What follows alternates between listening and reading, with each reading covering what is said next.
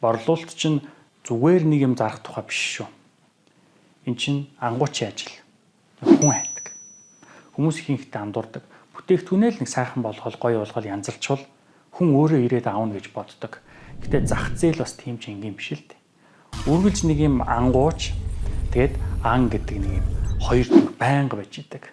Хэрвээ чи ангууч бол яг хин рүү бодох гэж байгаа мэдэж явах хэрэгтэй. Тэгэхээр эхний алхам ерөөсөө л эрэл хайвал. Хин танаа бүтээгдэхүүнийг хэрэгтэй гэж бодож байгаа юм бэ?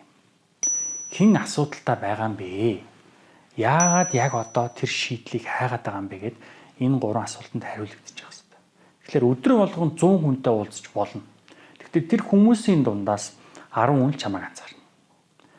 Нэг л хүн итгэж шийдвэр гаргадаг. Тийм болохоор борлуулалтын амжилт гэдэг бол үгүй гэдэг үгний дундаас тийм гэдэг үгийг ялгаж сонсох чадвартай чигтэй үнийг л хэлдэг байхгүй.